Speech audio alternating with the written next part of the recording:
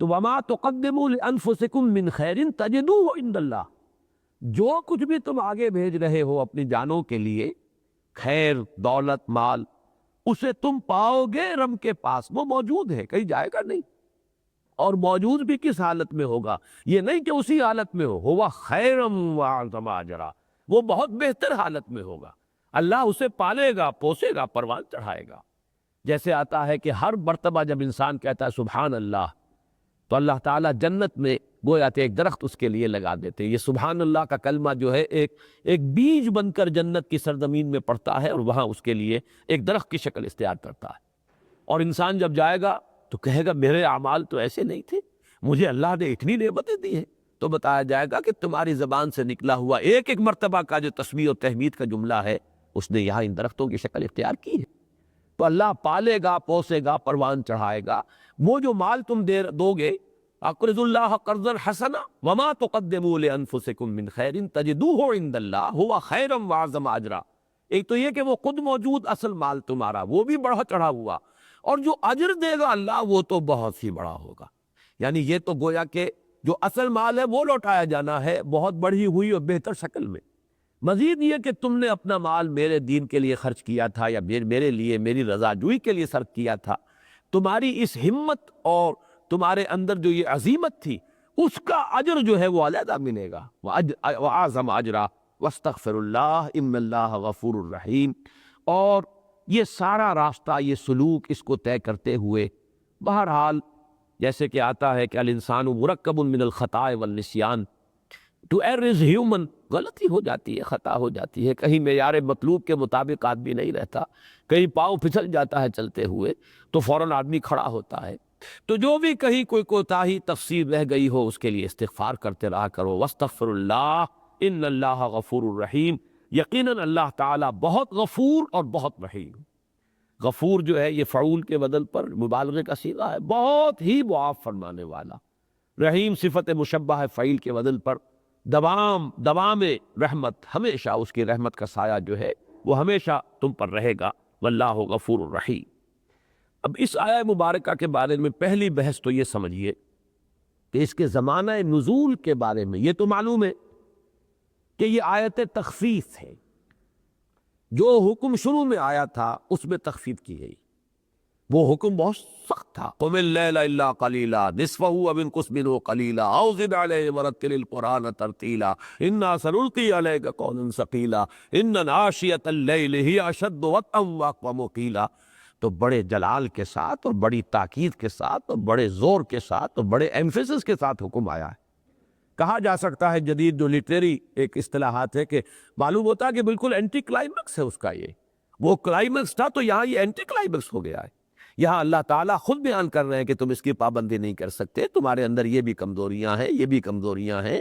تمہیں کبھی سفر کی ضرورت بھی پیش آئے گی، کبھی اللہ کی راہ میں قتال کا مرحلہ بھی آئے گا، کبھی مرض بھی لاحق ہو جائے گا۔ پھر ایک نظام ہے جس پر ہم نے اس دنیا کو بنایا ہے، اور تمہارا جسمانی نظام جو ہے اس کی جو فزیولوجی ہے وہ ظاہر بات ہے اس نظام کے ساتھ ہم آہنگ ہے۔ واللہ یقدر اللیل والنہار، لہذا یہ نہیں کر سکتے تو تخفیف ہو رہی۔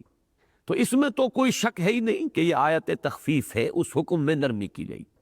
البتہ یہ کہ یہ تخفیف کب ہوئی، یہ مسئلہ جو ہے بڑا ٹیڑھا ہے، اس لیے کہ اس کے بارے میں جو روایات ملتی ہیں ان میں زیادہ قوی روایات اور زیادہ مؤکد روایات اور زیادہ جو حضرات کی طرف سے اس کی آئی ہے روایت، وہ یہ ہے کہ یہ تقریباً فوراً ہی 8 مہینے بعد یا 12 مہینے بعد یا 16 مہینے بعد یہ حکم آ گیا۔ اور اس کی راویہ ہیں ام المومنین حضرت عائشہ صدیقہ رضی اللہ تعالی عنہا۔ وہ روایات میں آپ کو سنا رہا ہوں، صحیح مسلم میں، مسند احمد میں اور سنن ابی داود میں حضرت عائشہ سے مروی ہے کہ یہ 1 سال کے بعد یہ حکم آیا ہے، اور اس حکم کی روح سے قیام اللیل فرض سے نفل کو منتقل ہو گیا۔ وہ فرض کا جو حکم تھا اس کی فرضیت ختم ہوئی اور اب اس کی حیثیت نفل کی ہو گئی۔ ابن جریر اور ابن ابی حاتم نے حضرت عائشہ صدیقہ ہی سے قول نقل کیا ہے، جس میں سال بھی نہیں 8 مہینے کی بات ہے، 8 مہینے کے بعد ہی آیت آ گئی۔ اسی طرح ابن جریر اور ابن ابی حاتم نے حضرت عائشہ کا ایک قول کسی اور سند سے نقل کیا ہے اور اس میں 16 باق آ گیا ہے۔ یہ تو تین اقوال ہیں حضرت عائشہ صدیقہ کے رضی اللہ تعالی عنہ، اور اس میں چونکہ جو پہلی روایت ہے وہ صحیح مسلم میں بھی ہے اور سنن ابی داؤد میں بھی ہے، مسند احمد میں بھی ہے، تو بڑی قوی حدیث ہے جس میں کہ 1 سال کی مدت معین کی گئی کہ وہ تخفیف کی آیت جو ہے ایک برس کے بعد آ گئی۔ پھر ایک روایت ہے ابن جریر اور ابن ابی حاتم میں اور سنن ابی داؤد میں، وہ حضرت عبداللہ ابن عباس سے ہے رضی اللہ تعالیٰ عنہما، وہ بھی 1 سال کی روایت ہے۔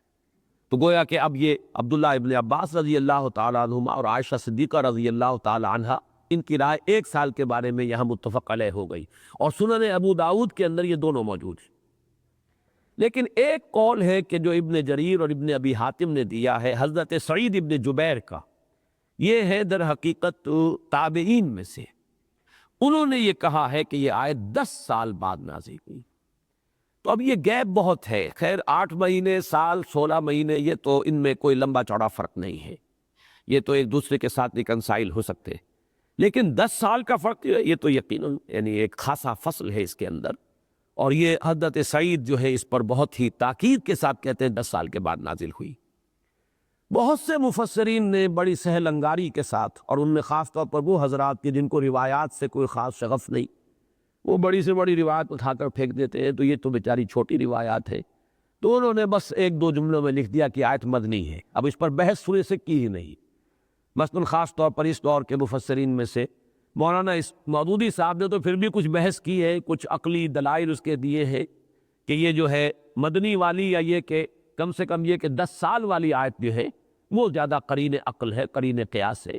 لیکن یہ کہ مولانا اصلاحی صاحب نے تو بس کہہ کر بات فارغ ہو گئے کہ یہ آیت مدنی ہے، اس کے لیے کوئی دلیل، کوئی سند، کچھ نہیں۔ بہرحال ایک رائے ہے ان کی، اس رائے سے انہوں نے عقلاً جو ہے اس رائے کا استنباط کیا ہے۔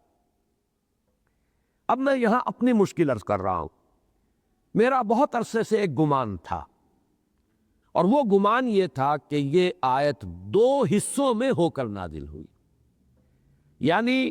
جو شان نزول کی روایات ہے کہ یہ کب نازل ہوئی وقت کے اعتبار سے، اس میں ایک تطبیق پیدا ہو سکتی ہے اگر یہ بات کہیں ثابت ہو جائے کہ یہ آیت 2 حصوں میں نازل ہوئی، تو معلوم ہوگا کہ پہلے حصے کا تعلق جو ہے وہ 1 سال یا 8 مہینے یا 16 مہینے سے، اور دوسرے حصے کا تعلق جو ہے وہ 10 برس بعد، یا ہو سکتا ہے کہ مدنی دور کا بالکل آغاز ہو یا مکی دور کا بالکل اختتام ہو، اس لیے کہ 10 برس جب ہو جائیں گے تو وہ تو مکی دور کا تو اختتام تو ہو ہی جائے گا، کم سے کم سن 11 نبوی جو ہے جس میں کہ معراج کا واقعہ پیش آیا ہے سورہ بنی اسرائیل میں، وہ نظام پورا نماز کا آ گیا ہے، اقم الصلاۃ لدلوک الشمس الی غسق اللیل وقرآن الفجر ان قرآن الفجر کان مشہودا ومن اللیل فتہجد بہ نافلۃ لک عسیٰ یبعثک ربک مقاما محمودا۔ تو وہ اگر 10 سال کا فصل مانا جائے تو سن 11 میں حضور کو معراج حاصل ہوئی ہے، اور اسی وقت یہ آیتیں اور سورہ بنی اسرائیل نازل ہوئی ہے۔ سبحان الذی اسریٰ بعبدہ لیلا من المسجد الحرام الی المسجد الاقصی، اس سے وہ سورہ بنی اسرائیل کا آغاز ہوتا ہے۔ لیکن یہ میرا گمان تھا، اور میں اس پر تلاش میں رہا، میں خاص طور پر میں نے تلاش کیا کہ کیا کسی بھی آیت کے بارے میں ہمارے پاس ایسی روایات ہیں کہ جن سے یہ ثابت ہو سکے کہ وہ 2 حصوں میں علیحدہ نازل ہوئی۔ تو ہمارے ہاں جو استاد ہیں، ہمارے بڑے کرم فرما ہیں حافظ احمد یار صاحب، اور وہ ہمارے اس قرآن اکیڈمی کے ساتھ ان کی ایک مستقل وابستگی ہے، اور ان کا بڑا مطالعہ ہے، آج کل حکمت قرآن میں ان کا جو مضمون آ رہا ہے بہت پسند کیا جا رہا ہے۔ انہوں نے کہا کہ ایک آیت کے بارے میں تو میں یقین سے کہتا ہوں کہ اس کے اندر ایک ٹکڑا وہ ہے جو بعد میں نازل ہوا اور آیت میں شامل کیا گیا، یعنی یہ بات تو آپ کو معلوم ہے کہ آیات بعد میں نازل ہوئی اور ان کو جب وہاں پہ لے آیا گیا، اس میں کی تو بہت سی مثالیں مضمون کی مناسبت سے، وہ اس سے پہلے جو آیات نازل ہوئی تھی ان کے ساتھ ان کو حضور حکم دیا کرتے تھے اس آیت کو فلاں آیت کے بعد رکھ دو، اس آیت کو فلاں آیت کے بعد درج کر دو، تو یہ تو بالکل متفق علیہ ہے، اس میں تو کوئی بات تھی ہی نہیں۔ میری تحقیق اصل میں اس نقطے پر تھی کہ آیا کبھی کوئی ایک آیت بھی 2 حصوں میں ہو کر نازل ہوئی، تو اس کی ایک بہت بڑی مثال انہوں نے دی کہ میں یقین کے ساتھ کہہ سکتا ہوں کہ میں نے کئی یعنی تفاسیر میں پڑھا ہے، اور آج انہوں نے مجھے اس کی پھر شام ہی کو، میں ان کے بہت پیچھے لگا ہوا تھا کہ آپ مجھے اس کی سند دیں، تو روح المعانی میں بھی اور ابن جریر طبری انہوں نے بھی سورہ نساء کی آیت نمبر 95 کے بارے میں یہ کہا ہے کہ اس کا ایک ٹکڑا بعد میں نازل ہوا. وہ آیت مبارکہ بہت مشہور ہے، لا یستوی القاعدون من المؤمنین غیر اولی الضرر والمجاہدون فی سبیل اللہ باموالہم وانفسہم. اہل ایمان میں سے وہ لوگ کہ جو بیٹھے رہتے ہیں، اللہ کی راہ میں جنگ نہیں کرتے، قتال میں حصہ نہیں لیتے، اور غیر اولی الضرر ہے، کوئی مجبوری بھی نہیں ہے، کوئی اندھے بہرے بھی نہیں ہے، کوئی لنگڑے لولے بھی نہیں ہیں، تو وہ برابر نہیں ہو سکتے ان کے کہ جو اللہ کی راہ میں جہاد کرتے ہیں، قتال کرتے ہیں. فضل اللہ المجاہدین، اللہ تعالیٰ نے مجاہدین کو بہت بڑی فضیلت دی ہے، بہت بڑا درجہ بلند کیا ہے. یہ آیت جب پہلی مرتبہ نازل ہوئی ہے تو اس میں غیر و اولی الضرر کے الفاظ نہیں تھے. ہوا یہ کہ تفصیل آئی ہے ابن جریر طبری میں کہ حضور صلی اللہ علیہ وسلم یہ آیت جو ہے اس کی املا کرا رہے تھے زید ابن ثابت کو رضی اللہ تعالیٰ عنہ، جو حضور کے سیکریٹریز اور جو کاتبین وہی تھے ان میں سے زید ابن ثابت رضی اللہ تعالیٰ عنہ کا نام بہت مشہور ہے. تو وہ بھی موجود تھے، عبداللہ ابن ام مکتوم بھی موجود تھے. حضور نے آیت جب املا کرائی تو اس میں یہ غیر و اولی الضرر کے الفاظ نہیں تھے. آیت جو ابتداء وہ نازل ہوئی تھی، جو حضور املا فرما رہے تھے، لا یستوی القاعدون من المؤمنین والمجاہدون فی سبیل اللہ باموالہم وانفسہم. برابر نہیں ہے اہل ایمان میں سے بیٹھ رہنے والے اور وہ کہ جو جہاد کرتے ہیں اللہ کی راہ میں اپنی جانوں اور مالوں کے ساتھ، برابر نہیں ہے. تو جب حضور نے حضرت زید ابن ثابت کو حکم دیا اور املا کرائی کی آیت لکھ لو، حضرت عبداللہ ابن ام مکتوم بھی وہاں موجود تھے اس محفل میں. وہ نابینا تھے، انہوں نے عرض کیا کہ حضور میں کیسے جہاد کروں، کیسے قتال کروں، میں تو نابینا ہوں. یعنی حسرت کی بات ہوئی. اس کا مطلب یہ کہ میں تو پھر نچلے درجے میں رہ گیا، درجہ فضیلت پھر مجھے تو حاصل نہیں ہوا. تو حضور نے فرمایا کہ میرے پاس اس کا کوئی جواب نہیں ہے، وہ تو اللہ کی وحی جیسے آئی ہے ویسے ہی میں لکھوا رہا ہوں. جیسے معاملہ آپ نے یاد ہوگا سورہ مجادلہ کے شروع میں جو آیا ہے کہ وہ خاتون جن کے ساتھ کہ ان سورہ مجادلہ یہ ہے جس کے اندر کہ وہ معاملہ آتا ہے کہ ایک خاتون کو کہہ دیا ان کے شوہر نے کہ تم میرے لیے میری ماں کے مانند ہو، میری ماں کی پیس کے مانند ہو، گویا کہ اپنے اوپر حرام کر لیا. اور عرب میں یہ الفاظ کہنے کا مطلب ہوتا تھا کہ گویا کہ اب ہمیشہ کے لیے حرمت ہو گئی، بیوی حرام ہو گئی اس شوہر کے لیے. تو حضرت خولہ تھی وہ جن کے شوہر نے یہ کام کیا تھا. اب وہ حضور کی خدمت میں حاضر ہوئی کہ یہ کر دیا ہے میرے شوہر نے، میں ان بچوں کا کیا کروں گی، میرا کیا بنے گا، میرے لیے کوئی راستہ نکالیے. حضور نے فرمایا کہ میرے پاس کوئی راستہ نہیں. تو پھر وہ وحی نازل ہوئی، قد سمع اللہ قول التی تجادلک فی زوجہا وتشتکی الی اللہ. جب حضور نے معذرت کر دی کہ میرے پاس تو کوئی حل نہیں ہے اس کا، تو اب انہوں نے اللہ کو پکارنا شروع کیا. حضرت خولہ نے، اللہ تو میری فریاد سن. اور دیکھیے یعنی اس واقعے پر اسی وقت وحی نازل ہو گئی. قد سمع اللہ قول التی تجادلک فی زوجہا وتشتکی الی اللہ. اللہ نے بات سن لی ہے اس خاتون کی کہ جو آپ سے جھگڑ رہی تھی اپنے شوہر کے بارے میں. اور یہ کہ یعنی جھگڑنا یہی ہوتا ہے کہ وہ تو ایسے ہی کہہ دیا، غصے میں کہہ دیا، جیسے آج کل ہم لوگوں کے ہاں یہ واقعہ جی اس نے غصے میں 3 طلاقیں لکھ دی. تو ایسے ہی وہ بھی بیچاری کہہ رہی ہوگی کہ he didn't mean it، یہ مطلب نہیں تھا اس کا، بس غصے میں کہہ دیا اس نے. تو حضور نے کہا نہیں، جب کہہ دیا ہے تو اب میرے پاس کوئی اس کا حل نہیں ہے. تب وہ آیت نازل ہوئی اور اس کا حل اللہ تعالیٰ نے نکال دی. بالکل اسی طرح کا واقعہ یہ ہے کہ عبداللہ ابن ام مکتوم نے جب یہ عرض کیا رضی اللہ تعالیٰ عنہ کہ حضور اس کا تو مطلب یہ کہ ہم تو پیچھے رہ گئے، پھر میں نابینا ہوں، میں کیسے قتال میں حصہ لوں. تو اسی وقت پہلے تو حضور نے کہا کہ میرے پاس تو کوئی اس کا حل نہیں ہے. لیکن تھوڑی دیر کے بعد اسی محفل میں حضور پر وہ کیفیت طاری ہو گئی. اور اسی مجلس کا وہ واقعہ ہے کہ جب حضرت زید ابن ثابت بیٹھے تھے سیکریٹری کی حیثیت سے حضور کے ساتھ، تو حضور کی ایک ران جو ہے وہ کچھ ٹیک لگائے ہوئے تھی ان کی ران پر. اب جب وہی نازل ہوئی ہے تو حضرت زید ابن ثابت یہ فرماتے ہیں کہ مجھ پر اتنا بوجھ پڑا کہ میں محسوس کر رہا تھا کہ میری ران پھٹ جائے. یہ میں واقعہ آپ کو پہلے سنا چکا ہوں. بہرحال اس کے بعد یہ الفاظ آئے کہ غیر و اولی الضرر کے الفاظ جو ہے یہاں پہ اس جگہ پر ایڈ کر دیے جائیں. لا یستوی القاعدون من المؤمنین غیر اولی الضرر والمجاہدون فی سبیل اللہ باموالہم وانفسہم،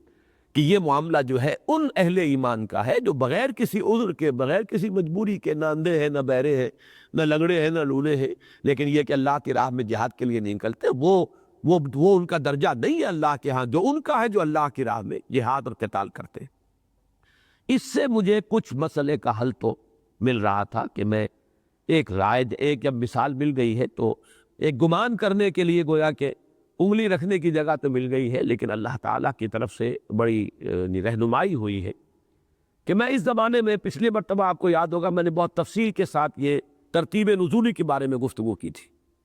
میں اس ترتیب نزولی کے ضمن میں مطالعہ کر رہا تھا. ایک تو پروفیسر محمد اجمل خان کی کتاب جس کا میں نے تعارف کرایا تھا، جو مولانا ابوالکلام آزاد کے سیکریٹری رہے تھے، ان کی پوری کتاب ہے، وہ بالکل ایک ریسرچ تھیسس ہے، اس پر انہیں PhD مل جانا چاہیے تھا. وہ بہت عمدہ کتاب ہے، اگرچہ مجھے ان کی فائنڈنگز اور نتائج سے اتفاق نہیں. اور پھر یہ کہ اس کے ساتھ ہی الاتقان کا میں مطالعہ کر رہا تھا، تو پروفیسر اجمل صاحب کی اس کتاب میں مجھے روایت ملی جس کو میں نے الاتقان جو امام سیوطی کی ہے اس کے اندر تھے، اس کو ویریفائی بھی کر لیا. یہ روایت ہے حضرت عبداللہ ابن عباس سے رضی اللہ تعالیٰ عنہما. ان سے ان کے ایک شاگرد نے سوال کیا، اور یہ اتقان میں ہے، موجود ہے، امام سیوطی اسے اتقان میں لائے مختلف حوالوں سے. اس میں ان کے ایک شاگرد نے حضرت عبداللہ ابن عباس کے ان سے سوال کیا ہے یہ مکی اور مدنی صورتوں کا. تو وہ تفصیل سے بیان کر رہے ہیں کہ فلاں فلاں فلاں صورت مکی ہے، فلاں فلاں فلاں صورت مدنی ہے. اسی میں جب سورہ مزمل پر آئے تو الفاظ یہ ہے کہ صورت مزمل جو ہے وہ پوری کی پوری مکی ہے سوائے 2 آیتوں کے. اور اس کے بعد الفاظ آئے ہیں ان ربک یعلم سے لے کر آخر تک 2 آیتیں قرار دیا ہے حضرت عبداللہ ابن عباس نے رضی اللہ تعالی عنہما. یہ ہے الاتقان کی روایت کے مطابق. اور اسی لیے میں نے آج تمہیداً یہ عرض کر دیا تھا کہ گنتی جو ہے آیات کی وہ کوئی متفق علیہ شے نہیں ہے، اس کے اندر اختلاف کی گنجائش ہے. اور یہ عین ممکن ہے کہ یہ 2 آیتیں جو ہے جن کو یہ ہم تو ایک ہی آیت ہمارے ان مصاحف کے اندر جو ہے اس کو شمار کیا جا رہا ہے، لیکن عین ممکن ہے کہ یہ 2 آیتیں ہو. کم سے کم حضرت عبداللہ ابن عباس رضی اللہ تعالی عنہما کی وہ روایت جو امام سیوطی جلال الدین سیوطی لائے ہیں الاتقان میں، اس کی روح سے یہ ایک آیت نہیں بلکہ 2 ہے. بہرحال میری جو رائے ہے وہ یہی ہے کہ آیت ایک ہی ہے، یہی ترتیب مصحف کی جو ہے یہی میرے لیے سند کے درجے میں ہے. اختلاف کی گنجائش ہے وہ میں پہلے بیان کر چکا ہوں، لیکن یہ کہ یہ آیت میرے نزدیک واللہ عالم 2 حصوں میں اتری. ایک درجہ بدرجہ تخفیف ہوئی ہے، پہلی تخفیف دوسری تخفیف. یہی وجہ ہے کہ فقرؤوا ما تیسر من القرآن اور فقرؤوا ما تیسر منہ اس کی تکرار ہو رہی ہے. یہ خود ایک داخلی شہادت ہے کہ یہ ایک ہی وقت میں یہ آیت نازل نہیں ہوئی ہے بلکہ 2 وقتوں میں 2 ٹکڑوں کے اندر نازل ہوئی ہے. اور پہلے ٹکڑے کے بارے میں وہ روایت 100% درست ہے جو حضرت عائشہ صدیقہ رضی اللہ تعالی عنہا سے صحیح مسلم میں بھی ہے، مسند احمد میں بھی ہے، سنن ابی داود میں بھی ہے، ابن جریر میں بھی ہے، ابن ابی حاتم میں بھی ہے. اور وہ یہ ہے کہ یا تو یہ 12 مہینے بعد یا 8 مہینے بعد یا 16 مہینے بعد. اور یہی حضرت ابن عباس کا قول ہے ابو داؤد کے اندر. تو یہ گویا کہ پہلے حصے کے بارے میں ہے، یہ تخفیف اول ہے، یعنی وہ جو بہت سخت حکم تھا اس میں پہلے درجے میں ایک تخفیف ہوئی. اور وہ تخفیف کیا ہے اس کو اب نوٹ کر لیجئے. مقدار کی تعیین ختم ہو گئی، زیادہ مشقت پڑ رہی تھی 2/3 ہو، 1/3 ہو، نصف ہو، اس کا حساب کتاب کرنا، علم لن تحصوہ ہو، اس کا وہ حساب کتاب والا جو ہے ظاہری تقدیر جو ہے اس کے اعتبار سے. تو پہلی بات تو یہ ہوئی کہ اس کے اندر پہلی جو آئی ہے تخفیف، اس کے اندر وہ الفاظ یوں نوٹ کیجئے کہ ان ربک یعلم انک تقوم ادنی من ثلثی اللیل ونصفہ وثلثہ وطائفۃ من الذین معک واللہ یقدر اللیل والنہار علم ان لن تحصوہ فتاب علیکم فاقرؤوا ما تیسر من القرآن. یہاں تک یہ پہلی تخفیف ہے جو یا تو 8 مہینے بعد آ گئی ہے یا 16 مہینے بعد، اور اکثر روایات کے اعتبار سے، اور اوسط بھی بن جاتا ہے 8 اور 16 کا 12، 1 سال. 1 سال پر اتفاق ہے حضرت عائشہ صدیقہ کا بھی، حضرت عبداللہ ابن عباس کا بھی رضی اللہ تعالیٰ عنہ. یہ حصہ ہے جو 1 سال کے بعد نازل ہو گیا. اس میں تخفیف اول یہ ہوئی ہے کہ صرف جو ہے تعیین وقت کی تحدید کہ اتنا کم سے کم جو ہے پورا کرنا پڑے گا، جو کم سے کم 1/4 بنتا ہے لیکن عام قول کے مطابق ثلث بنتا ہے، اس کو پورا کرنا پڑے گا. اس کی گویا کہ وہ قید ختم ہو گئی. البتہ بقیہ حکم جو کتو باقی رہا، پڑھنا ہے، کھڑے ہونا ہے رات کو. البتہ یہ کہ فرض کیجئے کبھی 1 ہی گھنٹہ ملا کوئی حرج نہیں، کبھی 3-4 گھنٹے مل گئے، طبیعت کے اندر انشراح ہے، کھڑے رہے تب بھی کوئی حرج نہیں.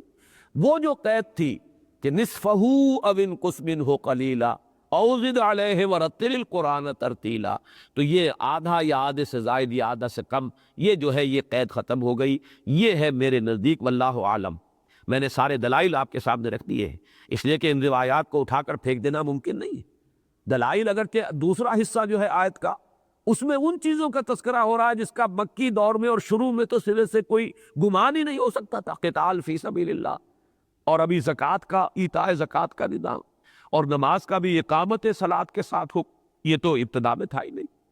لہذا عقلی طور پر تو ثابت ہوتا ہے کہ وہ حصہ جو ہے وہ تو کم سے کم 10 برس بعد کا ہے، یا ہو سکتا ہے کہ اس سے بھی زیادہ ہو، مدینے میں جا کر وہ نازل ہوا ہو، جیسے کہ بہت سے حضرات نے ایسے ہی سرسری طور پر بغیر کسی حوالے یا دلیل کے لکھ دیا ہے۔ لیکن یہ کہ اس میں تطبیق ہو گئی دونوں کی، کہ پہلے تو یہ حصہ اترا، ان ربک یعلم انک تقوم ادنی من ثلثی اللیل ونصفہ وثلثہ وطائفۃ من الذین معک واللہ یقدر اللیل والنہار علم ان لن تحصوہ فتاب علیکم فاقرؤوا ما تیسر من القرآن۔ اس کے بعد تخفیف ثانی آئی ہے، اور یہ آئی ہے 10 سال بعد۔ یہ 10 سال بعد حضرت سعید ابن جبیر کا تعین کے ساتھ قول ہے۔ گمان لوگوں نے مدنی دور کا بھی کیا ہے، ہو سکتا ہے اس میں بھی، جیسا کہ میں نے کہا کہ عقلی اعتبار سے قوی ہے قول، وہ ایسا ہلکا قول نہیں ہے، لیکن وہ یہ ہے کہ اس میں اب تبدیلی کیا آئی کہ ایک بدل تجویز کر دیا گیا۔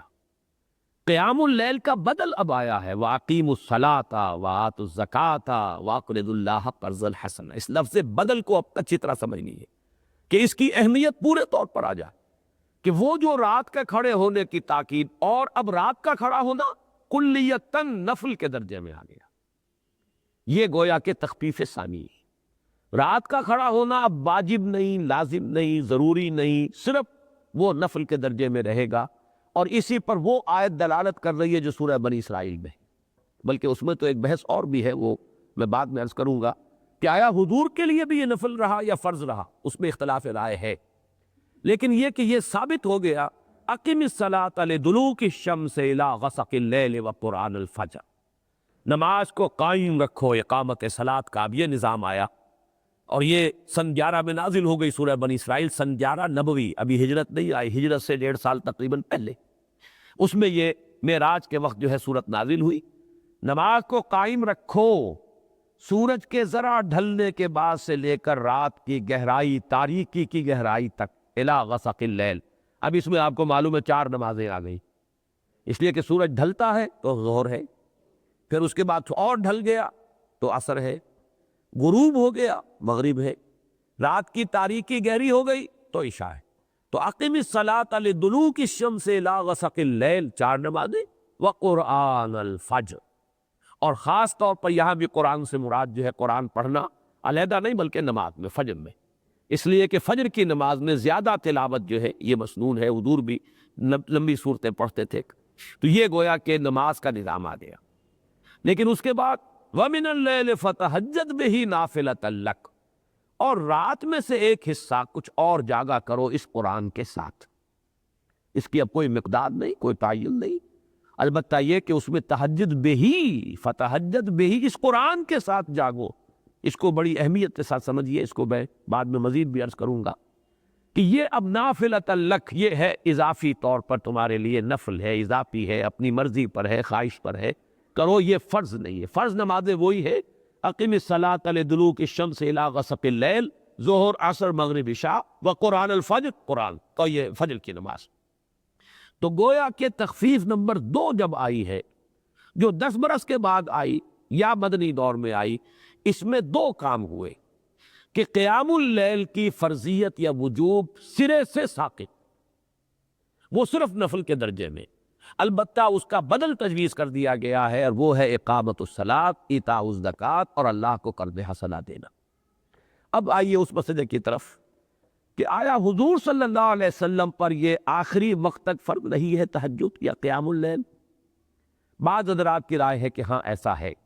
وہ نافلہ کا مطلب لیتے ہیں کہ وہ اضافی ہے فرض آپ پر، اضافی ہے واجب آپ کے حق میں،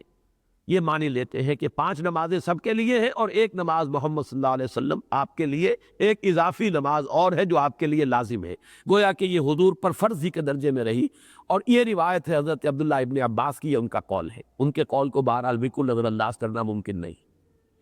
لیکن میں نے پوری بحث پڑھی ہے کہ جو قاضی ثناء اللہ پانی پتی رحمۃ اللہ علیہ نے کی ہے، اور یہ ذہن میں رکھیے کہ وہ ایک بہت بڑے صوفی تھے، اور اہل تصوف کے ہاں تو جو تہجد کا معاملہ ہے اس کی بہت ہی اہمیت ہے اور بہت ہی اس پر زور ہے، لیکن میں نے دیکھا ہے کہ بڑا توازن ہے۔ وہ فقیہ بھی تھے اور وہ صوفی بھی تھے، فلسفی بھی تھے، منطقی بھی تھے، اس طرح کی ایک جامعیت کبریٰ۔ اور یہ بہت زیادہ پرانے آدمی نہیں ہے، تقریباً 200 برس پرانے اس دور کے آدمی ہیں، حضرت قاضی ثناء اللہ پانی پتی رحمۃ اللہ علیہ، اور یہ خلیفہ مجاز تھے میرزا مظہر جانا شہید رحمۃ اللہ علیہ کے۔ یہ سلسلہ نقش بندیہ مجددیہ جو حضرت مجدد الفسانی رحمۃ اللہ علیہ سے شروع ہوا، یہ اس کے بزرگ ہیں۔ اور ان کی بات ایک بڑی خاص نوٹ کرنے کی ہے، ہمارے ہاں آج کے دور میں یہ فرق جو پڑ گیا ہے ظرف کا، اگر کوئی شخص تفسیر لکھے گا تو اپنے نام سے معنون کرے گا اسے۔ میں اس وقت کسی تحقیر کے لیے نہیں کہہ رہا، مثال کے طور پر کہہ رہا ہوں، تفسیر ثنائی ثناء اللہ نے لکھی، مولانا ثناء اللہ امرتسری، تفسیر ثنائی اس کا نام، اپنے نام کے ساتھ اس کو منسوب کیا۔ لیکن قاضی ثناء اللہ پانی پتی رحمۃ اللہ علیہ تفسیر لکھتے ہیں تو اسے تفسیر مظہری کہتے ہیں۔ اپنے جو استاد اور اپنے جو مرشد تھے میرزا مظہر جانا رحمۃ اللہ علیہ، ان کے نام سے اس کو معنون کیا، وہ تفسیر مظہری کہلاتی ہے، اگرچہ لکھی ہوئی وہ میرزا مظہر جانا رحمۃ اللہ علیہ شہید کی نہیں ہے، بلکہ در حقیقت قاضی ثناء اللہ پانی پتی رحمۃ اللہ علیہ کی۔ اور وہ فقیہ بھی ہے، صوفی بھی ہے، متکلم بھی ہے، فلسفی بھی ہے، انہوں نے بڑی تفصیلی بحث کی ہے۔ انہوں نے حتمی رائے جو ظاہر کی ہے، جس سے مجھے بھی اتفاق ہے، وہ یہ ہے کہ حضور کے لیے بھی تہجد نفل ہی کے درجے میں رہی۔ یہ دوسری بات ہے کہ آپ نے التزام کیا ہے، آپ نے پابندی کی ہے، اور اس کے لیے انہوں نے جو دلیلیں دی ہے وہ یہ ہے، اور بڑے یعنی انہوں نے ڈٹ کر اپنی رائے ظاہر کی ہے، اس لیے کہ عبداللہ ابن عباس رضی اللہ تعالیٰ عنہ کی رائے کے مقابلے میں رائے لانا، اس کے لیے جب تک کہ دلائل بہت قوی نہ ہو، ظاہر بات ہے کوئی محتاط آدمی جو ہے وہ تو بات نہیں کہے گا۔ میں بھی شاید نہ کہتا اگر یہ بات قاضی ثناء اللہ پانی پتی رحمۃ اللہ علیہ کی نہ ہوتی۔ تو انہوں نے یہ کہا ہے کہ اگر یہ آپ کے اوپر لازم ہوتی تو نافلۃ لک نہ ہوتا، بلکہ نافلۃ علیک ہوتا، اس لیے کہ فرضیت جو ہوتی ہے اس کے لیے تو اعلیٰ آتا ہے۔ لام جو ہے حق میں ہونا جو ہے وہ کسی شے کا وجوب، وہ تو در حقیقت ان الصلاۃ کانت علی المؤمنین کتابا موقوتا۔ دیکھیے وہ آیت مجھے یاد آ گئی کہ نماز تو اہل ایمان کے ذمے ہے، لازم ہے، فرض ہے، کتابا موقوتا، وقت کے تعین کے ساتھ جو طے کر دیا گیا ہے۔ تو یہاں پر آیا ہے نافلۃ لک، ایک دلیل تو یہ ہے۔ دوسری دلیل یہ کہ پھر کیوں حضور کے لیے خاص طور پر ذکر کیا گیا؟ اس لیے کہ تہجد تو پھر سب کے لیے، عام مسلمانوں کے لیے بھی نفل ہے، تو کیوں کہا گیا؟ اس کا انہوں نے جواب دیا ہے، اور بعض جو یعنی تابعین میں سے مفسرین ہیں ان کا حوالہ دے کر ان کی سند سے، کہ اصل میں فرق یہ ہے کہ عام مسلمان کے لیے تہجد کی نماز اس کی سیئات کا کفارہ بنتی ہے، جبکہ حضور کے لیے معاملہ جو ہے تہجد کی نماز وہ آپ کی کوئی خطاؤں کا کفارہ نہیں ہے، بلکہ آپ کے ترقی درجات کا ذریعہ ہے۔ اسی لیے اس آیت میں فرمایا گیا عَسَىٰ یَبْعَثَکَ رَبُّکَ مَقَامًا مَحْمُودًا، وہ مقام محمود جو ہے اللہ تعالیٰ اس پر آپ کو فائز فرمائے گا۔ اس کے حوالے سے یہ نفل جو ہے آپ کے لیے، اس کو آپ اس کا التزام رکھیے، اگرچہ فرض نہیں ہے یہ آپ کے لیے نفل۔ تیسری دلیل جو بہت قوی ہے وہ حضرت مغیرہ ابن شعبہ رضی اللہ تعالیٰ عنہ کی ایک روایت ہے۔ انہوں نے حضور سے یہ عرض کیا تھا کہ حضور آپ اتنی مشقت کیوں جھیلتے ہیں اپنے اوپر؟ آپ کے تو قرآن مجید میں وہ آیت اتر چکی تھی،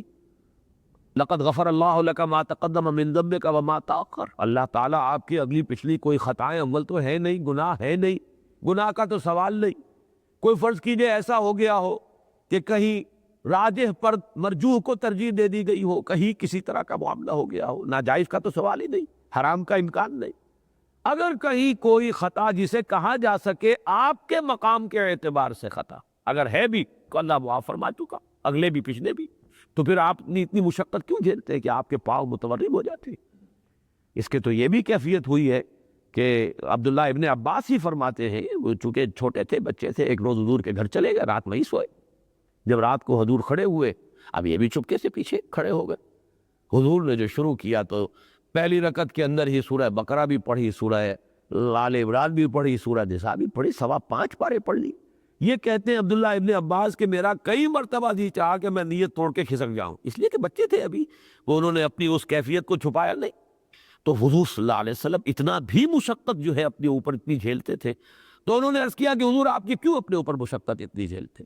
تو حضور نے جو جواب دیا وہ یہ نہیں تھا کہ یہ تو مجھ پر فرض ہے، لازم ہے، بلکہ فرمایا، یہ بڑی مشہور حدیث ہے، افلا اکون عبدا شکورا، تو کیا میں اپنے رب کا شکر گزار بندہ نہ بنوں؟ یہ میری طرف سے تطوعاً، در حقیقت اللہ نے جو مقامات بلند مجھے عطا فرمائے ہیں یہ اس کا شکرانہ ہے جو میں ادا کر رہا ہوں۔ تو یہ تین دلیلیں دے کر قاضی ثناء اللہ پانی پتی رحمۃ اللہ علیہ نے تعین کے ساتھ یہ بات کہی ہے کہ اس سے مراد جو ہے وہ در حقیقت نفل ہی ہے، حضور کے لیے بھی نفل، باقی سب لوگوں کے لیے بھی نفل۔ تو دوسری جو تخفیف آئی ہے، اور پہلی میں بھی اس میں یہ کہ فَقْرَؤُوا مَا تَيَسَّرَ مِنَ الْقُرْآنِ، اس کے ضمن میں بھی چند اقوال میں آپ کو سنا دیتا ہوں۔ ایک رائے یہ بھی ہے کہ اس سے مراد 5 وقتہ نمازوں میں جو قرآن پڑھا جاتا ہے وہی اس سے مراد ہے۔ فَقْرَؤُوا مَا تَيَسَّرَ مِنْهُ وَأَقِیمُوا الصَّلَاةَ وَآتُوا الزَّکَاةَ، ظاہر بات ہے کہ اقامت صلاۃ کے ساتھ جب اس کو جوڑ دیا گیا تو نماز جو ہے، ہر نماز میں آپ قرآن پڑھ رہے ہیں، تو یوں سمجھیے کہ قدر قلیل جو ہے یا قدر اقل، اس درجے میں تو اس حکم کے اوپر اس کی تعمیل، اس پر عمل کرنا جو ہے وہ محض 5 وقتہ نمازوں کے اندر قرآن پڑھنے سے بھی بہت سے حضرات کے نزدیک اس حکم کی تعمیل ہو جاتی، وہ اس سے علیحدہ کوئی حکم نہیں۔ ایک رائے یہ ہے کہ یہ مغرب اور عشاء کی نمازوں میں قرات در حقیقت مراد ہے، فَقْرَؤُوا مَا تَيَسَّرَ مِنْهُ وَأَقِیمُوا الصَّلَاةَ وَآتُوا الزَّکَاةَ، یعنی ایک رائے یہ تھی کہ 5 وقتہ نمازوں میں قرآن پڑھا جاتا ہے، گویا کہ اس کی طرف اشارہ ہے۔ ایک یہ کہ خاص طور پر مغرب اور عشاء، چونکہ یہ 2 نمازیں شب کا حصہ ہیں، اور میں آپ کو وہ روایت پہلے سنا چکا ہوں کہ حضرت حسین ابن علی رضی اللہ تعالی عنہما، ان کی روایت جو ان کے صاحبزادے حضرت علی بن حسین ابن علی جو زین العابدین مشہور ہے، امام زین العابدین، ان کے حوالے سے روایت موجود ہے کہ وہ ناشئۃ اللیل کا مطلب سمجھتے ہی تھے، مغرب اور عشاء کے درمیان کا وقفہ، کہ گویا کہ یہ آغاز ہے، رات کے ابھار کا وقت ہے، رات اٹھ رہی ہے۔ جیسے کہیں کو طوفان اٹھتا ہے تو ظاہر بات ہے جب وہ پوری شدت کو پہنچ جاتا ہے اس کو نہیں بلکہ ناشیہ کہیں گے جبکہ وہ اٹھ رہا ہے، ابھی طوفانی آثار جو ہے، تو رات شروع ہو چکی مغرب کے ساتھ۔ تو گویا کہ ایک رائے یہ بھی ہے کہ مغرب اور عشاء کی نمازوں میں جو قرآن پڑھا جاتا ہے، اور یہ آپ کو معلوم ہے جہری ہے، ظہر اور عصر میں اول تو یہ کہ کم ہے، 2 رکعتوں میں ہے، 2 میں نہیں ہے، دوسرے یہ کہ وہ جہری نہیں ہے۔ تو یہ جو ہے ایک بعض حضرات کی رائے یہ کہ یہ در حقیقت فَقْرَؤُوا مَا تَيَسَّرَ مِنْهُ وَأَقِیمُوا الصَّلَاةَ وَآتُوا الزَّکَاةَ، تو اس میں در حقیقت مراد یہ ہے کہ نماز کے اندر قرآن پڑھ لیا کرو جتنا تمہارے لیے آسانی سے ممکن ہو، یعنی 5 وقتہ نمازوں میں یا خاص طور پر مغرب اور عشاء کی نمازوں میں۔ یہ میں نے سارے اقوال آپ حضرات کو سنا دیے اور اپنی رائے بھی عرض کر دی ہے کہ میرے نزدیک یہ آیہ مبارکہ 2 حصوں میں نازل ہوئی، روایات کی تطبیق بھی اسی طرح بنتی ہے، عقل اور منطق کا تقاضا بھی کہ ظاہر بات ہے کہ یہ جو 3 چیزیں آ رہی ہیں یہ ابھی ابتدائی دور میں 1 سال کے بعد تو ان کا کوئی گمان نہیں تھا، اور ایک اچانک سی ایک بات سامنے آتی اس وقت، اگرچہ سیتونو ہے مستقبل کا ہے، لیکن سین کے ساتھ جب مستقبل آتا ہے تو مستقبل قریب ہوتا ہے، سیکون منکم مرضی وآخرون یضربون، تو سین کے ساتھ یکون ہے یہاں پر، تو اس کے معنی ہے ان قریب وہ وقت آنے والا ہے۔ تو یہ ہو سکتا ہے کہ یہ سن 11 میں نازل ہو گئی ہو جبکہ سورہ بنی اسرائیل نازل ہوئی، یا اس کے بعد بھی مکے کے اندر نازل ہو گئی ہو، یا یہ کہ مدنی دور میں نازل ہوئی ہو، اور اس میں وہ 3 چیزیں جو ہے، بیماری، اللہ کی راہ میں جہاد و قتال، اور تجارت کے لیے، سفر کے لیے باہر نکلنا، یہ تمام چیزیں جو ہیں ان کے بنا پر اب وہ قیام اللیل کا معاملہ وجوب کے درجے سے بالکل خارج کر کے اسے نفل کے درجے میں لے آیا گیا۔ لیکن یہ کہ یہاں میں نے ایک لفظ استعمال کیا تھا، اس پر پھر زور دے رہا ہوں، بدل ہے یہاں پر، اور یہ بدل ہے در حقیقت اقامت الصلاۃ، ایتاء الزکوٰۃ، اللہ کے دین کے لیے قرض حسنہ دینا، اللہ کو قرض حسنہ دینا، خرچ کرنا اللہ کی راہ میں۔ یہ جو قیام اللیل ہے اس کے بارے میں ہمارے ہاں کچھ افراط و تفریط ہے، اب میں آخری بات جو ہے اس کے بارے میں چند باتیں عرض کر رہا ہوں۔ ایک رائے تو بڑی انتہائی آئی تھی کہ یہ حضور پر بھی ابتدا میں بھی فرض نہیں تھا، اس لیے کہ دلیل یہ دی گئی کہ جو حضرت شیخ الہند نے ترجمہ کیا، اور میں نے آپ کو بتایا تھا کہ شیخ الاسلام مولانا شبیر احمد عثمانی رحمۃ اللہ عنہما علیہما، ان دونوں نے یعنی گویا کہ یہ رائے دی ہے کہ قم اللیل الا قلیلا، الا قلیلا میں کوئی شب اگر پوری رہ جائے تب بھی کوئی حرج نہیں۔ تو معلوم ہوا کہ پھر وہ فرض جو روز کی بات ہوتی ہے اگر اس ترجمے کو مانا جائے تو وہ فرض عین کے جو ہر دن لازم ہے وہ گویا کہ نظرات کے نزدیک حضور کے لیے بھی شروع سے نہیں تھا۔ میرے نزدیک یہ ہے کہ ایسا نہیں ہے، بلکہ یہ کہ جو اہتمام ہے اور جو زور دیا گیا ہے، جس قدر کے اس کے اندر تاکید ہے، اس کے اعتبار سے میں یہ سمجھتا ہوں کہ یہ حضور صلی اللہ علیہ وسلم کے لیے واقعتاً واجب کے درجے میں تھی، فرض کے درجے میں تھی۔ اگرچہ فرض اور واجب اور سنت اور نفل یہ جو ہماری فقہی اصطلاحات ہیں، ان کا ابھی کوئی وجود نہیں تھا،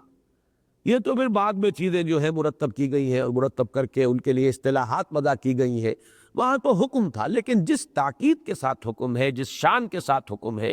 جس اہتمام کے ساتھ حکم ہے، جس ایمفیسس کے ساتھ حکم ہے، اس میں ہمارے لیے وجوب اور فرضیت ہی کا نقشہ سامنے آتا ہے، اس سے کم کا نہیں۔ لیکن دوسری بات کہ آیا یہ صحابہ کے لیے بھی فرض تھی؟ تو معلوم ہوا قطعیت کے ساتھ کہ نہیں تھی۔ یہ قطعیت کے ساتھ بات کہہ رہا ہوں، اس لیے کہ صحابہ کرام کے بارے میں جب وہ آیت آئی ہے پہلی، جس کے اندر کے تخفیف اول ہوئی ہے، تو طائفۃ من الذین معک ہے، آپ کے ساتھیوں میں سے ایک جماعت۔ اگر یہ فرض کے درجے میں ہوتی تو سب ساتھی کر رہے، لہذا یہ تو دلیل قطعی ہے، برہان قطعی ہے کہ اس کے اندر کوئی سوال پیدا نہیں ہوتا کہ سب کے لیے لازم ہو، بلکہ یہ کہ یہ جو بھی صحابہ کر رہے تھے یہ در حقیقت کر رہے تھے تطوعاً اور اتباعاً لمحمد صلی اللہ علیہ وسلم، حضور کے اتباع کا جذبہ اور آپ کے نقش قدم کی پیروی کا جذبہ، مثبت جذبہ ہے، اس میں کر رہے تھے۔ ورنہ یہ کہ ان کے لیے لزوم نہیں تھا، ان کے لیے وجوب نہیں تھا، لزوم وجوب جو بھی تھا وہ در حقیقت محمد الرسول اللہ صلی اللہ علیہ وسلم کے لیے تھا۔ البتہ انہوں نے کیا ہے، وہ کیا تتبعاً کیا ہے اور اتباعاً کیا ہے حضور کے لیے صلی اللہ علیہ وسلم۔ اچھا، اب دوسرا مسئلہ یہ ہے، یہ بھی پچھلے درسوں میں بات آ چکی ہے کہ اس کی حکمت کیا تھی، غرض و غایت کیا تھی، کیوں تھا یہ حکم۔ اس میں اکثر مفسرین نے جو بات لکھی ہے اگر وہ سامنے رکھی جائے تو پھر اب تو اس کی سرے سے کوئی ضرورت ہے ہی قیام اللیل کی۔ یہ میں بڑی ایک بات کہہ رہا ہوں، آپ کو عجیب لگے گی، اس لیے کہ اکثر حضرات کہہ رہے ہیں کہ اس کا مقصد تھا تحمل وحی کے لیے آپ کو تیار کرنا تھا، وحی نبوت کا بوجھ، وحی نبوت کا ثقل، وحی نبوت کا، اس پہ پھر وہ ساری روایات آتی ہے جو آج میں نے آپ کو سنائی بھی ہے، زید بن ثابت رضی اللہ تعالیٰ عنہ کی، کہ ران کے اوپر اتنا بوجھ پڑا، اگر آپ حضور سوار ہوتے تھے اونٹنی پر تو اونٹنی بیٹھ جاتی تھی، اپنا سینہ جو ہے زمین سے ٹیک دیتی تھی، اور شدید سردی کے موسم میں بھی آپ پسینے پسینے ہو جاتے تھے اور کالود ہو جاتی تھی آپ کی پیشانی، گرمی کا احساس۔ تو یہ ساری کیفیات جو ہیں، جو کہ طبعی کیفیات ہے یا جسمانی کیفیات ہے، ایک فزیکل گویا کہ برڈن تھا وحی کے اندر، اس کے لیے وہ روایات ہیں لائی گئی ہیں۔ بلکہ ایک زمانے میں میری تقریر کو شائع ہوئی تھی میثاق میں، جس میں میں نے دوسرا نقطہ نظر بیان کیا تھا کہ یہ اصل میں دعوت کے لیے خصوصی التزام تھا کہ اب آپ کو دعوت دینی ہے، آپ پر وہ قول ثقیل آنے والا ہے، فَمِن اللَّيْلِ إِلَّا قَلِيلًا نِصْفَهُ نہیں، قُمْ فَأَنذِرْ وَرَبَّكَ فَكَبِّرْ، یہ اس کے لیے تیاری تھی۔ جب میں نے یہ رائے بیان کی تو کراچی میں تھانوی حلقے کے ایک بہت اہم نامور عالم ہے مولانا شمس الحسن صاحب، اور مولانا تھانوی رحمۃ اللہ علیہ کے یہ عزیزوں میں سے بھی ہیں، تھانوی ہے، اور وہ خطیب ہیں جامع مسجد خضرا، کراچی کے لیے جامع مسجد خضرا جو سیکریٹریٹ کے ساتھ ہے، کراچی میں جب پرانا سیکریٹریٹ ہوتا تھا، اس کے خطیب ہیں بہت عرصے سے، طویل عرصے۔ انہوں نے مجھے بہت سخت خط لکھا کہ یہ تم نے بالکل نئی بات کہہ دی ہے، مفسرین نے یہ بات کہی نہیں، مفسرین تو یہ کہتے ہیں کہ یہ در حقیقت انا سنلقی علیک قولا ثقیلا جو ہے اس کے معنی ہے وحی کا ثقل، اور وحی کے ثقل کے لیے در حقیقت تیار کرنا تھا۔ تو اب یہ اگر بات مان لی جائے تو پھر تو معنی یہ ہے کہ کسی اور کو تو ضرورت ہی نہیں، وحی کا دروازہ تو بند ہو چکا، حضور صلی اللہ علیہ وسلم پر وحی نبوت ختم ہو چکی، پھر تو یہ حکم خالصتاً صرف آپ کے لیے تھا، اس کے سوا جو ہے اس میں دوسرے کے لیے کوئی حصہ لینے کی ضرورت ہی نہیں۔ تطوعاً تو آدمی جو چاہے کرے، لیکن اس کی ضرورت جو ہے وہ گویا کہ نہیں رہتی اگر وہ قول مانتا ہے۔ تو اسی لیے میں نے عرض کر چکا ہوں تفصیل سے یہ کہ یہ قول میرے نزدیک قابل قبول نہیں ہے، اور اس میں میرے نزدیک مولانا امین احسن اصلاحی صاحب نے جو بات لکھی ہے مولانا حمید الدین فراہی رحمۃ اللہ علیہ کے حوالے سے، اور جسے کچھ اور مفسرین نے بھی ذرا دبی دبی زبان میں، قدیم مفسرین نے بھی وہ بات کہی ہے، لیکن یہ ہے کہ دبی زبان میں کہی ہے، کچھ اور باتیں بیان کر کے ایک رائے یہ بھی ہے، لیکن یہ کہ مولانا حمید الدین فراہی نے بالجزم یہ بات کہی ہے کہ انا سنلقی علیک قولا ثقیلا کے معنی در حقیقت کیا ہے کہ وہ آیتیں جو اترنے والی ہیں، یا ایھا المدثر قم فانذر وربک فکبر، تو میری رائے بھی یہی ہے۔ اس رائے کے اعتبار سے قیام اللیل کی اصل جو غرض و غایت ہے، اس کی جو حکمت اور مصلحت ہے، وہ کیا ہے؟ میرے نزدیک اس کے ساتھ ملا ہوا تھا ترتیل قرآن کا معاملہ، صرف قیام اللیل نہیں تھا۔ میں نے دو باتیں گنی تھی، خارجی احکام، قیام اللیل اور ترتیل قرآن، اور دو گونا اس کے بعد جو فرمایا کہ ان ناشیۃ اللیل ہی اشد وطئا واقوم قیلا، ان آیات کو جمع کیا جائے تو تین مقاصد تھے اس قیام اللیل کے۔ نمبر ایک، نفس کو کچلنا اور کچلنا، ایسا نہ ہو کہ یہ افری کبھی اور ڈس جائے۔ سانپ کو آپ اچھی طرح کچلتے ہیں کہ کہیں یہ کسی اور مرحلے پر کہیں اگر اس میں کوئی جان رہ گئی تو یہ ڈنک نہ مار دے۔ اس کے لیے کہ اس کو اچھی طریقے سے رات کا اٹھنا جو ہے، قیام اللیل در حقیقت رات کو نیند جو ہے توڑ کر کچھ سونے کے بعد اٹھنا، وہ جو اسی کے لیے پھر وہ لفظ بعد میں تہجد آیا ہے، وَمِنَ اللَّيْلِ فَتَہجد، اور ناشیہ کے یہی معنی بعض حضرات نے لیے ہیں کہ نشا کے معنی اٹھنا، تو سونے کے بعد اٹھنا اس سے مراد ہوگا۔ بہرحال میرے نزدیک پہلا مقصد تھا نفس کا کچلنا، اشد وطن، اپنے نفس کو پامال کرنا، کچلنا، اس لیے کہ نفس پر یہ قیام اللیل بہت شاق گزرتا ہے۔ نمبر دو، قرآن کو اپنے اندر جذب کرنا، یہ ہے ترتیل قرآن کا مقصد، کہ بار بار پڑھو، اس کو دہراؤ، پھر پڑھو، پھر دہراؤ، رکو، ٹھہرو، تدبر کرو، غور کرو، اس کے کیفیات، اس کے انوار کو اپنے اندر جذب کرو۔ اس کے لیے میں نے لفظ استعمال کیا تھا، یاد ہوگا، ہیمر کرنا، اس کو ہیمر کرو، اپنے اندر اتارو۔ اور تیسری چیز یہ ہے کہ دعا و مناجات، اس لیے کہ نماز بہرحال صرف قرات پر مشتمل نہیں ہے، تسبیح و تحمید بھی ہے، اس میں تذکرہ بھی ہے، اس میں جب آپ سورہ فاتحہ پڑھیں گے تو اس میں دعا ہے، مناجات ہے۔ تو اس میں جو دعا کا وقت ہے، اقوم و قیلہ کے نزدیک کا مقوم میرے نزدیک قریب ترین یہی ہے کہ اس وقت جو بات نکلتی ہے، دل سے جو بات نکلتی ہے، اثر رکھتی ہے، چونکہ کوئی تشویش طبیعت میں نہیں ہوتی، کوئی آدمی ادھر ادھر کسی چیز سے ڈسٹرب نہیں ہو رہا ہوتا، تو یہ جو ہے ناشیۃ اللیل ہی اشد وقعا، ایک تو نفس کو کچلنے میں، اور نمبر دو، بات جو ہے وہ سیدھی نکلتی ہے، یعنی دو طرفہ معاملہ ہے۔ اللہ کے کلام کو اپنے اندر جذب کرنا ہے، اپنی دعا ہے جسے اللہ کی طرف بھیجنا ہے، اللہ کی طرف اس کو اٹھانا ہے، اس کے اندر نشا کی ایک کیفیت جو ہے، نشا، اٹھنا، ابھرنا، تو یہ جو بات اوپر جائے گی۔ اب یہ دیکھیے، اسی میں ایک اپنے ذوق کی بات کہہ رہا ہوں، نماز میں قرآن مجید کی قرات اور سورہ فاتحہ کی قرات میں، جو حضرات میرے پیچھے کبھی نماز پڑھتے ہیں، میں کوئی قاری تو نہیں ہوں، لیکن میرا اپنا جو انداز ہے اس میں شاید انہوں نے نوٹ کیا ہو، نہ کیا ہو تو اب میں آج آپ کو بتا رہا ہوں۔ اور یہ میں جب پڑھتا تھا میڈیکل کالج میں، اور ایک تھڑا سا ہوتا تھا ہاسپٹل میں، وہاں میں نماز پڑھاتا تھا، اس وقت سے ایک کیفیت اور ایک دلیل کے ساتھ میرے سامنے، جب سورہ فاتحہ پڑھی جائے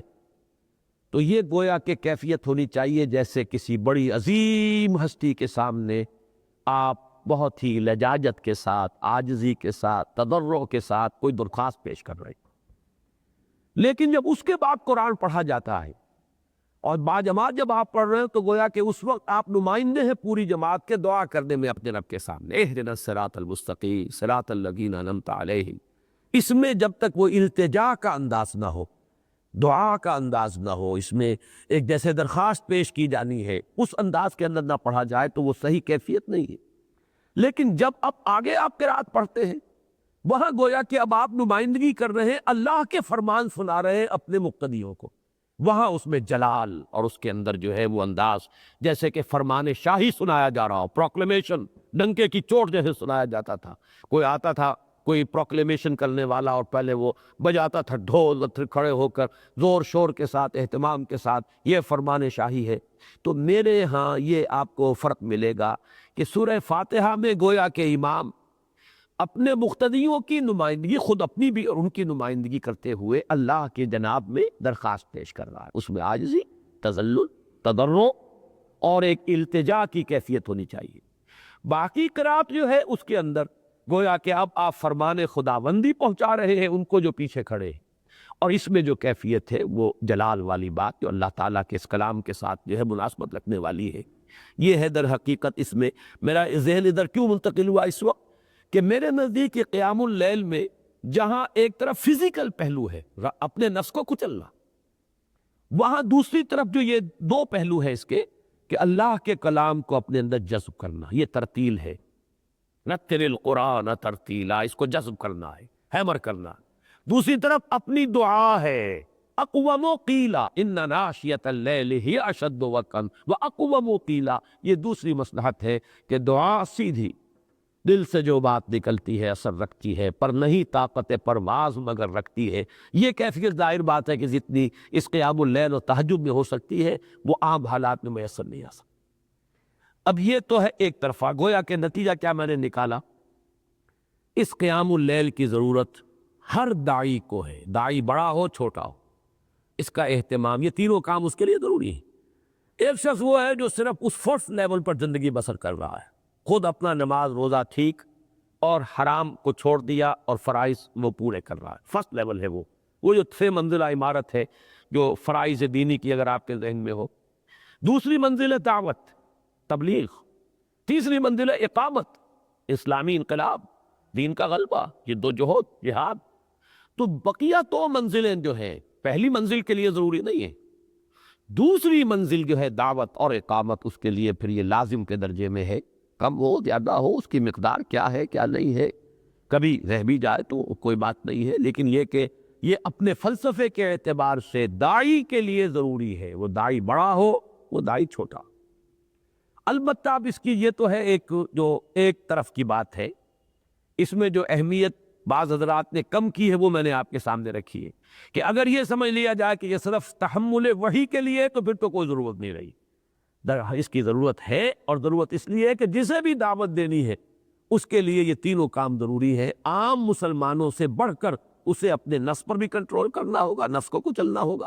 اور اپنی مناجات اللہ کے ساتھ اس کو امپروو کرنا ہوگا، اس کی کیفیت جو ہے اس کے اندر ترقی کرنی ہوگی، اور قرآن کو اپنے اندر اتارنا اور کرنا، یہ بھی جتنا اس کے لیے ضروری ہے عام لوگوں کے لیے اتنا ضروری تو نہیں ہوگا۔ اس اعتبار سے ہر داعی، اور داعی سے اوپر ہے منزل پھر اس شخص کی کہ جو اللہ کے دین کو قائم کرنے کے لیے کھڑا ہو گیا ہو، ان کے لیے یہ چیز ضروری ہے۔ لیکن دوسری طرف میں آپ کو بتانا چاہتا ہوں کہ اس میں جو تفریط ہوئی ہے ایک اور پہلو سے، بلکہ افراط کہنا چاہیے، تہجد کے اعتبار سے افراط، یہ تفریط تھی جو میں نے رکھی آپ کے سامنے، وہ یہ ہے کہ بہت غلط تصورات اس کے بارے میں لوگوں میں موجود ہیں۔ نمبر 1 میں ایکسٹریم سے چل رہا ہوں، کچھ ہمارے ہاں ملنگ قسم کے لوگ ایسے بھی ہوتے ہیں اور ہیں ہر دور میں، جو نماز پنجگانہ سے سروکار نہیں تہجد پڑھتے، اس سے خاص سلب ہو۔ اور میں یہاں دکھ کے ساتھ کہہ رہا ہوں کہ خود علامہ اقبال کا حال یہ تھا، نماز کے لیے اہتمام ان کا وہ کہ نماز مسجد میں جا کے پڑھتے ہو، یہ تو ثابت ہے، کوئی شخص بھی نہیں کہتا کہ وہ نماز مسجد میں پڑھتے تھے۔ ان کے بیٹے نے بھی روض کوثر میں جو کچھ لکھا ہے، بیٹے سے زیادہ تو قریب سے جاننے والا کوئی نہیں، تو وہ صرف عیدین کی نماز کے لیے کہا، جمعے کی نماز کی بھی انہوں نے صراحت نہیں کی۔ میں یہ گمان کرتا تھا کہ جمعوں کے لیے تو جاتے ہوں گے، لیکن یہ کہ جسٹس ڈاکٹر جاوید اقبال نے رود کوثر میں جو صراحت کی ہے وہ صرف یہ کہ عیدین کی نماز کے لیے وہ ضرور جاتے تھے باجماعت، بس۔ لیکن یہ کہ یہ حقیقت بہت بڑی، یعنی لیکن یہ کہ صبح جاگتے تھے، صبح کے جاگنے کا ان کے اپنے خطوط کے اندر تذکرہ موجود ہے۔ خیر علامہ اقبال کا ذکر یہاں آ گیا، اس کو ذرا ایک طرف رکھ دیجئے۔ میں بلنگوں کی بات اس وقت کر رہا تھا کہ یہ بلنگ کچھ لوگ ہوتے ہیں کہ جو بقیہ نمازوں سے سروکار نہیں لیکن تہجد پڑھتے اور سمجھتے ہیں بس اصل نماز یہی۔ یہ گویا کہ بالکل دوسری ایکسٹریم ہے، گمراہی کی انتہائی جو ہے وہ بات ہو سکتی ہے، جس سے اللہ تعالیٰ ہمیں پناہ میں رکھے۔ پھر میں نے بعض جگہ پر یہ دیکھا ہے، بلکہ اکثر جگہوں پر دینی اداروں میں بھی آپ کو یہ نظر آئے گا، دینی جماعتوں میں بھی نظر آئے گا کہ نماز باجماعت 5 وقتہ کا وہ اہتمام نہیں ہوتا۔ بڑی تیزی سے ہلکی پھلکی سی قرات تیزی کے ساتھ نماز پڑھی، اس میں وہ نہ تعدیل ارکان کا معاملہ ہو رہا ہے، نہ اس کے لیے بعض بڑے بڑے جلسوں میں تو دیکھا گیا ہے کہ وہ لاؤڈ سپیکر بھی بعض حضرات چونکہ نہیں لگاتے ہیں تو وہ مجمع لاکھوں کا ہے، اور عجیب افراتفری ہے کہ کوئی سجدے میں ہے تو کوئی کھڑا ہو گیا، یہ ناداں گر گئے سجدے میں جب وقت قیام آیا، یہ افراتفری۔ نماز باجماعت کا جو اہتمام ہونا چاہیے در حقیقت، اسی لیے میں نے بار بار لفظ استعمال کیا تھا کہ بدل یہ ہے، یہ بدل ہے، اور اس کی اہمیت، اس کا فلسفہ، اس کی جو بھی اس وقت ایمفیسس ہے ہمارے دین کے اندر، اس کے مقابلے میں تہجد کا کوئی مقام نہیں۔ زمین و آسمان کے فرق کے حوالے سے میں کہہ رہا ہوں۔ کہ جتنا زور اس پر ہونا چاہیے. قامت صلاۃ کا جتنی مرتبہ حکم آیا ہے، قیام اللیل کا تو ایک حکم تو یہاں آیا ہے، اور اس کے بعد جو ہے صرف تہجد کا ذکر سورہ بنی اسرائیل میں وَمِنَ اللَّيْلِ فَتَہجد میں. باقی پورے قرآن مجید میں زور، تکرار، اعادہ، ایمفیسس وہ تو در حقیقت اس نماز پنجگانہ، نماز باجماعت کا. تو اس کی طرف دھیان نہیں، لیکن یہ کہ وہ راتوں کو جاگنے کا معاملہ اور تہجد جو ہے اس کی طرف وہ بھی اب پسندیدہ شے ہے جو بھی کر رہے ہیں. لیکن یہ کہ گر حفظ مراتب نہ کنی زندگی، ریشیو پروپورشن بگڑ جائے گی تو پورا مزاج بگڑ جائے گا، پورا اس کے پھر نتائج اور اثرات جو ہے وہ تبدیل ہو جائیں گے. وہ بات چھوٹی نہیں ہے، بہت بڑی. پھر ایک تیسری بات کیا ہے جو تہجد کو اپنے اوپر لازم کر لیتے ہیں، التزام کرتے ہیں، وہ تہجد کی روح سے سرے سے ناواقف ہے اکثر و بیشتر. وہ نماز کی تو 8 رکعتیں پڑھ لیں گے جلدی جلدی 10-12 منٹ میں ختم، اور پھر بیٹھ کر وہ اپنا ضرب لگائیں گے، وہ ذکر کریں گے، اشغال ہوگا. حالانکہ یہ تو نہیں ہے. تہجد تو وَمِنَ اللَّيْلِ فَتَہجد بِهِ، اس قرآن کے ساتھ سارا زور بہی پر ہے جو نکل چکا ہے. جیسے میں نے کہا کہ وہ زور جو ہے سورہ مزمل کے آغاز میں قُمِ اللَّيْلَ إِلَّا قَلِيلًا نِصْفَهُ أَوِ انقُصْ مِنْهُ قَلِيلًا أَوْ زِدْ عَلَيْهِ وَرَتِّلِ الْقُرْآنَ تَرْتِيلًا. یہ ترتیل قرآن تو تبھی ہوگی جب قرآن آپ یاد کریں. قرآن یاد نہیں ہوتا. لیکن یہ کہ جاگ گئے ہیں، جاگ کر جو جاگنے کی عادت پڑ گئی ہے. ایک خاص عمر کے بعد جو ہے وہ ایسا مشکل بھی نہیں رہتا، نیند کا وہ تقاضا نہیں رہتا انسان کے جسم کے اوپر جتنا کہ جوانی میں ہوتا. پھر یہ کہ وہ جاگ رہے ہیں، اور جاگ کر وہ ہے کہ نماز کا معاملہ جو ہے وہ تو ہے مختصر، تہجد ہو رہی ہے، لیکن یہ کہ اس کے بعد اپنے اپنے ذوق، اپنے اپنے جو بھی مشرب ہے، مسلک ہے، ان کے مطابق وہ ذکر کرتے. یہ بھی در حقیقت اصل روح تہجد سے گویا کہ بہت بعد رکھنے والی شے ہے. اس لیے کہ اس میں تو اصل ایمفیسس جو ہے قیام اللیل میں وہ بھی ترتیل قرآن پر ہے، اور یہاں بھی وَمِنَ اللَّيْلِ فَتَہجد بِهِ. اس لیے کہ آیت کو جوڑیے تو پہلے قرآن الفجر کا ذکر آیا. اقم الصلاۃ لدلوک الشمس الی غسق اللیل وقرآن الفجر ان قرآن الفجر کان مشہودا ومن اللیل فتہجد بہ نافلۃ لک عسیٰ ان یبعثک ربک مقاما محمودا. یہ رائے میں بیان کر چکا ہوں کہ حضور کے لیے بھی نفل ہی کے درجے میں تھی، اور اس رائے سے اختلاف ہے کہ جو فرض قرار دیتے. آخری بات جو میں عرض کروں گا وہ یہ ہے کہ جو ہمارے ہاں ریشیو پروپورشن کا معاملہ جو ہے تلپٹ ہوا ہے، وہ یہ ہے کہ تقرب الی اللہ کے یہ جو میری کتاب ہے قرب الہی کے 2 مراتب، اس میں میری ایک تقریر ہے بڑی مفصل جس میں نے حدیث دی ہے کہ ایک ہے تقرب الی اللہ بالنوافل، ایک ہے تقرب الی اللہ بالفرائض. اس کے معاملے میں جو اس وقت پورے ہمارے فکر دین اور تصور دین کے اندر کجی آ چکی ہے، اس کو اس حدیث کے حوالے سے ضرور درست کرنا چاہیے کہ تقرب الی النوافل کا درجہ تو بہت اونچا ہے، لیکن اللہ کو محبوب تر ہے تقرب بالفرائض.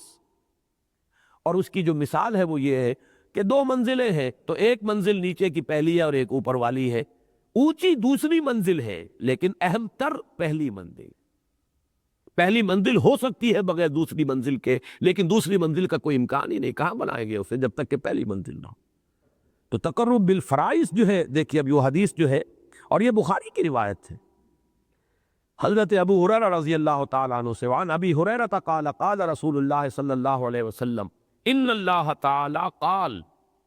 اس کو حدیث قدسی کہتے ہیں. حضرت ابو ہریرہ فرماتے کہ حضور نے ارشاد فرمایا کہ اللہ نے یہ فرمایا، من عادى لی ولیا فقد آذنتہ بالحرب. جو میرے کسی ولی، میرے کسی دوست سے دشمنی رکھے گا تو میرا اسے اعلان جنگ ہے، تیار ہو جائے پھر وہ. اب دیکھیے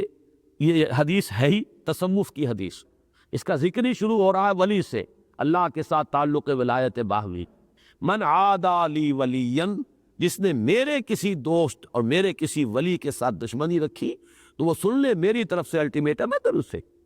یا عام انسانی سطح پر بھی ہوتا، آپ کسی کے دشمن ہیں تو اس کا جو دوست ہے وہ بھی آپ کا دشمن ہے، پھر تو وہی بات ہے، پھر میری طرف سے اعلان جنگ. وما تقرب الی عبدی بشیء، اور نہیں میری طرف میرا بندہ تقرب حاصل کرتا احب مما افترضت علیہ، جو محبوب تر ہو مجھے اس چیز سے کہ جسے میں نے اس پر فرض کیا. اب یہ تقرب فرض کے ذریعے سے، تو محبوب ترین جو ہے مجھے وہی ہے کہ جو ان فرائض کی ادائیگی کے ذریعے مجھ سے تقرب کریں. مما افترضت علیہ، جو میں نے اس پر فرض کیا ہے، اس کے ذریعے سے، اس کی تعمیل کے ذریعے سے میرا قرب حاصل کرنے کی کوشش کرتا ہے تو یہ مجھے محبوب ترین ہے۔ البتہ ولا یزال عبدی، اب ظاہر بات ہے کہ دوسری منزل کا ذکر ہو رہا ہے، یہ گویا کہ اس میں ریلیونٹ معاملہ ہوگا صرف ان لوگوں کا جو پہلی منزل پوری کر چکے ہو۔ دوسری منزل کیسے آ جائے گی اس کے بغیر؟ یہ نہیں کہ اسے بائی پاس کر کے ہوا کے اندر ہی آپ نے تعمیر دوسری منزل کی شروع کر دی۔ تو فرمایا وَلَا يَزَالُ عَبْدِي يَتَقَرَّبُ إِلَيَّ، اور میرا بندہ میری طرف بڑھتا رہتا ہے، قرب حاصل کرتا رہتا ہے، بالنوافل، نفلوں کے ذریعے۔ پہلا مرحلہ بالفرائض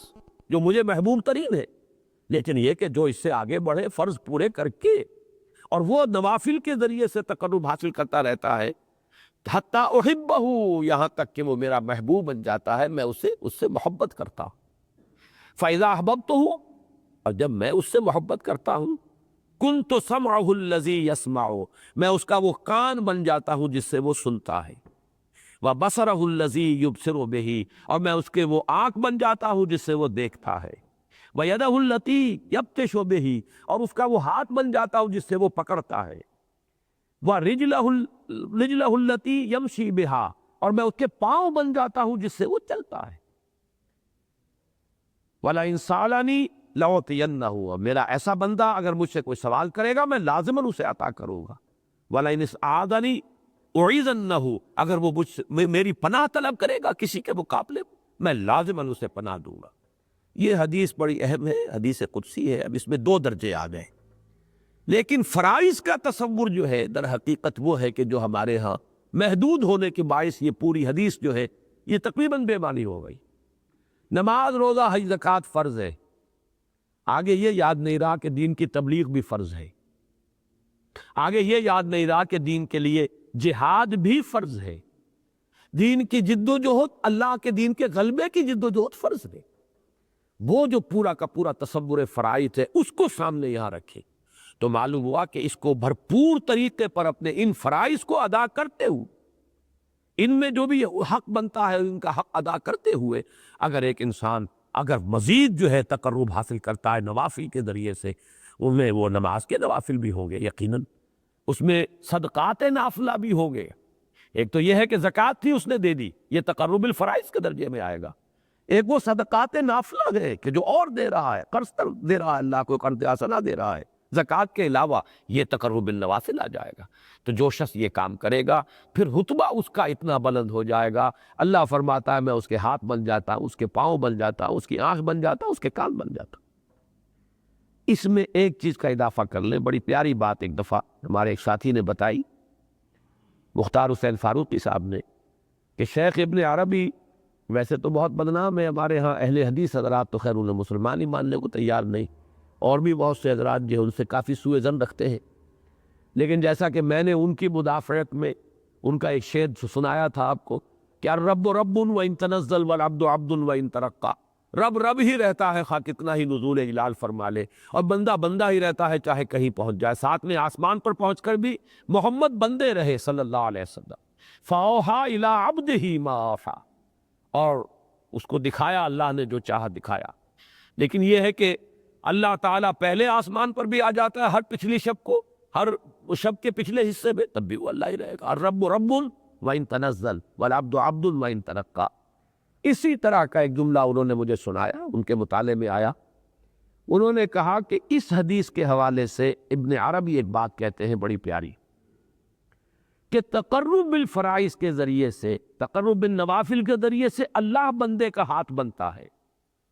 اور تقرب بالفرائض کے ذریعے سے بندہ اللہ کا ہاتھ بن جاتا ہے۔ وہ جو فرمایا کہ ہاتھ ہے اللہ کا بندہ مومن کا ہاتھ، اللہ تعالیٰ پھر جیسے کہ کوڑا مارتا ہے کوئی شخص کسی کو، تو فرمایا گیا کہ اللہ تعالیٰ بل نقذف بالحق علی الباطل، حق کی ہم ضرب لگاتے ہیں باطل کے اوپر۔ یہ ضرب جو ہے باطل کے اوپر حق کی لگانی، یہ گویا کہ اللہ کے وہ بندے جو تقرب الفرائض کا کام کر رہے ہیں وہ اللہ کے ہاتھ بن گئے ہیں۔ یہ ہے اس کا قول ابن عربی کا، اس لیے کہ اللہ کے منشا کو پورا کرنے والے، اللہ کی حدود کی حفاظت کرنے والے، اللہ کے اوامر کی تنفیذ کرنے والے، اللہ کے جو منع کردہ چیزیں ہیں ان کے لیے ان کی تنکیر اور ان پر لوگوں کو روکنے والے، نہیں کرنے والے، یہ گویا کہ اللہ کا کام کرنے والے بن گئے، یہ اللہ کے ہاتھ بن گئے، یہ اللہ کے فوجدار بن گئے۔ اور جو لوگ نوافل کے ذریعے سے کر رہے ہیں، اللہ ان کا ہاتھ بن گیا، اللہ تعالیٰ ان کے کان بن گیا۔ تو یہ جو پہلا ہے تقرب بالفرائض کا، اس کے ضمن میں یہ اضافہ جو ہے شیخ ابن عربی کا بہت قیمتی ہے، اس لیے کہ قرآن مجید کے شواہد یہی ہے۔ در حقیقت اللہ جب پکڑتا ہے کسی کو تو اپنے ہی بندوں کے ذریعے سے ضرب لگاتا ہے۔ بدر میں سزا ملی ہے اللہ کی طرف سے، لیکن تلواریں کس کی چلی تھی؟ وہ حمزہ کی اور علی کی اور ابو عبیدہ کی رضی اللہ تعالی عنہم۔ تو معلوم یہ ہوا کہ یہ ہے تقرب بالفرائض کا تصور۔ اس کو ایک حد میں کم سے کم منیمم درجے میں آدمی پورا کر رہا ہو تب تقرب بالنوافل کا کوئی امکان پیدا ہوتا ہے۔ اگر یہ چیز ہے ہی نہیں،